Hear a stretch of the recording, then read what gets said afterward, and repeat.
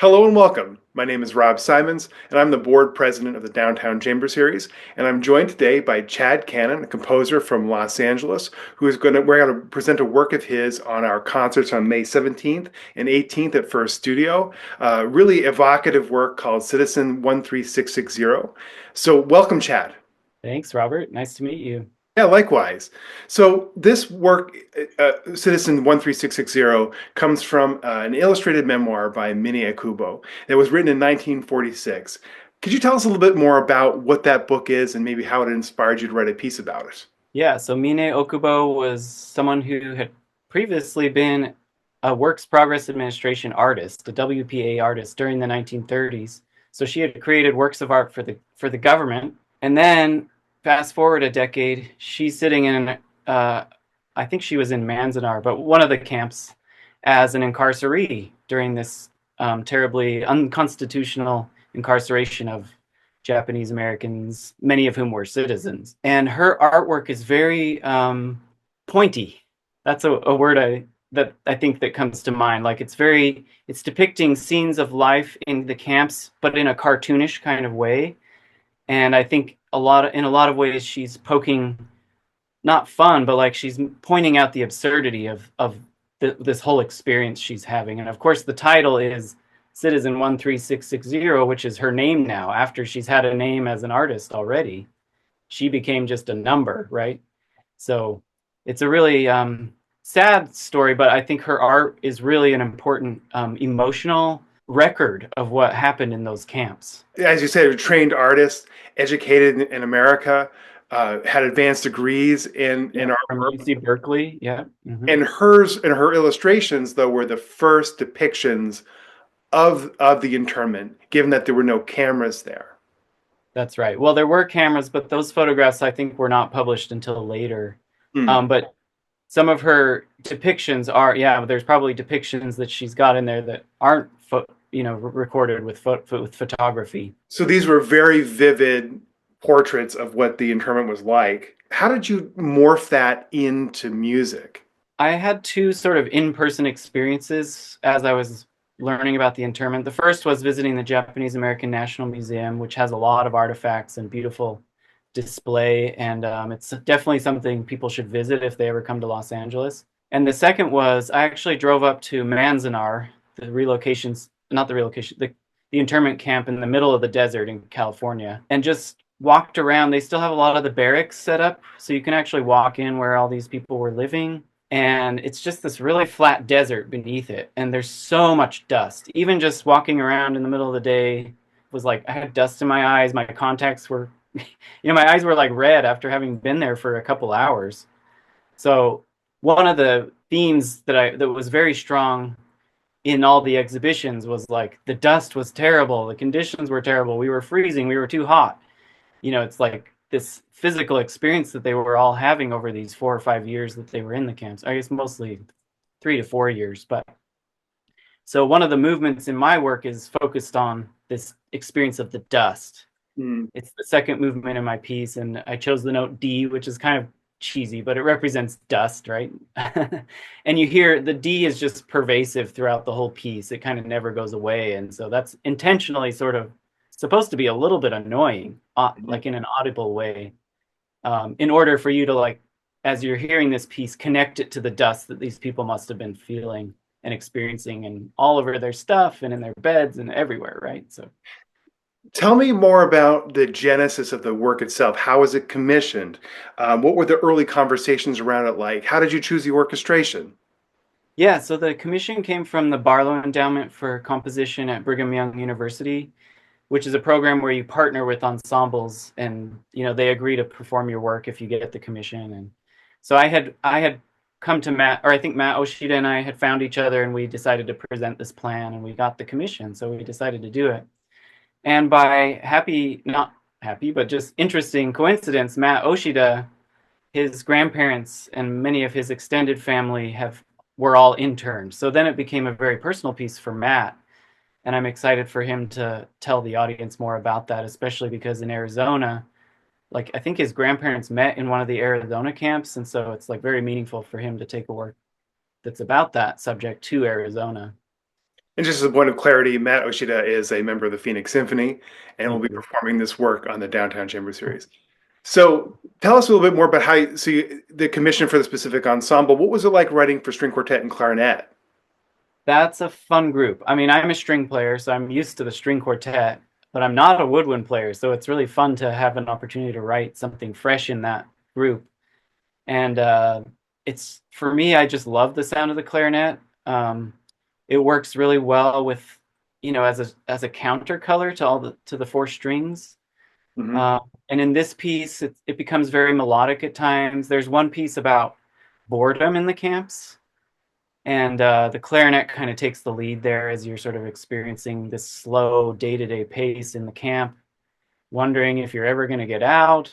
The sun is shining and it's pretty, but like you're stuck there Hmm. behind barbed wire. And so it's like, yeah, the clarinet I think is really crucial in a movement like that to give you that sense of space and time. And something about the color of a clarinet really does that for me. So taking that idea of the sonority of the clarinet and the strings together, what do you hope audiences come away from hearing this work live specifically? And maybe like what do you hope that an audience takes away from the performance?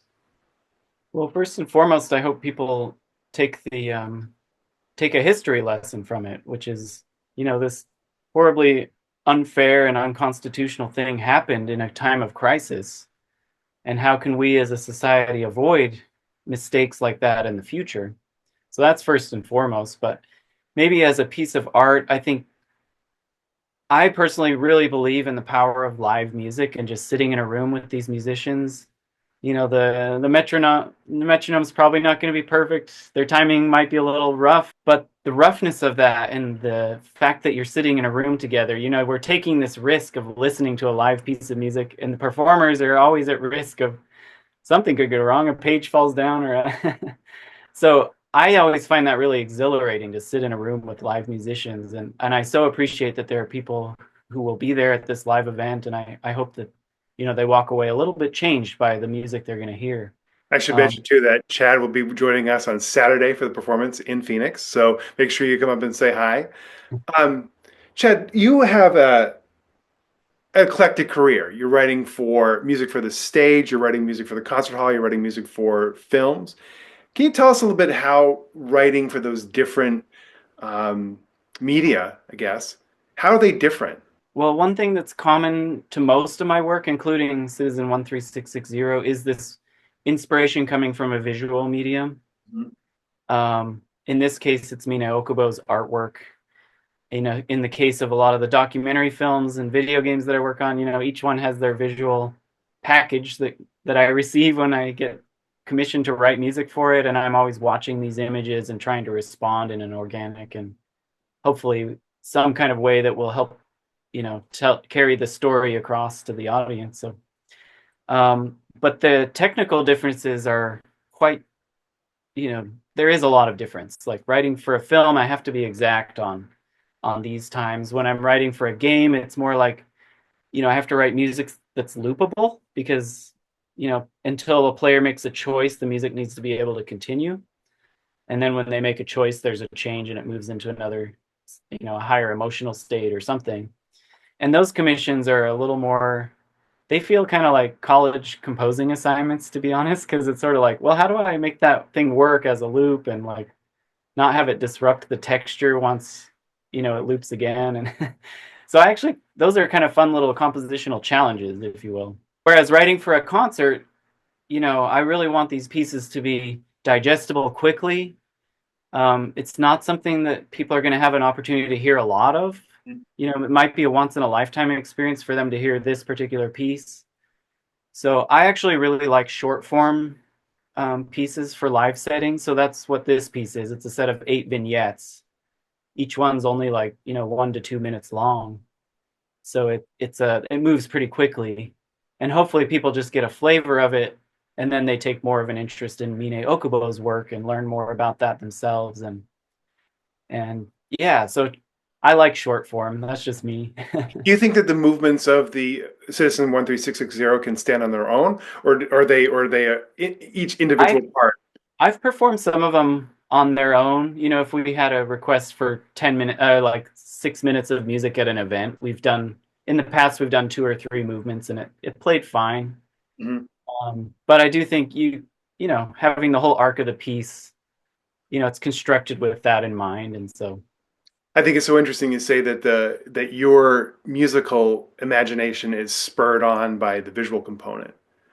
And as you were talking, as we were talking about before we recorded, that the chamber series we have a visual component to every part of yeah. our work. So that's a really interesting connection to make. I know you just got back from Nashville doing a big project with some video games. What projects are you excited to share that are coming up? Well, I have one that might be good for this series sometime. I just premiered it in San Francisco 3 weeks ago. It's called Music for the Ocean. Mm, And me and my animation director friend, Tim Rauch, have been working together on this. And it's a set of, right now, it's 17 short pieces, each of which highlights some marine life. So, one movement is about clownfish, and another one's about triggerfish. And then there's one about bioluminescence in the deep sea. And then there's one about, California sheephead, which are a species of fish that live right here near us in California, right? So it's I've always loved the ocean. You can see I have a fish tank in my studio. And this I don't know, we've been hearing a lot about, the changing climate and, the impact we're having on ocean life as a global civilization, right? So it just feels like a moment where a lot in particular a lot of younger people are really concerned about this, and maybe this is a moment where our art as classical musicians can sort of ride the wave of concern and hopefully spur people, audience members, to like think more deeply about their choices, their environmental impact as consumers, and this kind of thing. So actually, we've paired with a nonprofit in Honduras called Tela Coral, okay. and that organization was founded by a marine biologist and author named Julie Barwald, and her organization is building a coral gene bank for reefs in Honduras, because it turns out the coral reefs in Honduras are actually doing quite well, which is surprising given what all the news we're hearing. Mm-hmm. So scientists are interested in studying those genes in particular, and so we're trying to raise money through these concerts to help support that effort.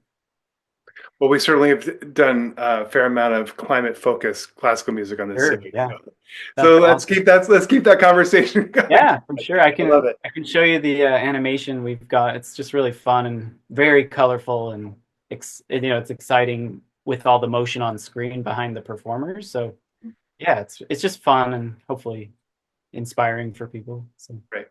Well, I think that's a good place to wrap up, Chad. So again, we have our concerts coming up on May 17th and 18th. That's a Saturday at 2 p.m. and a Sunday at 7:30 p.m. at First Studio in downtown Phoenix. So thanks again to Chad for making time. We look forward to seeing all of you this coming weekend and seeing Chad on Saturday. yeah, thanks everybody.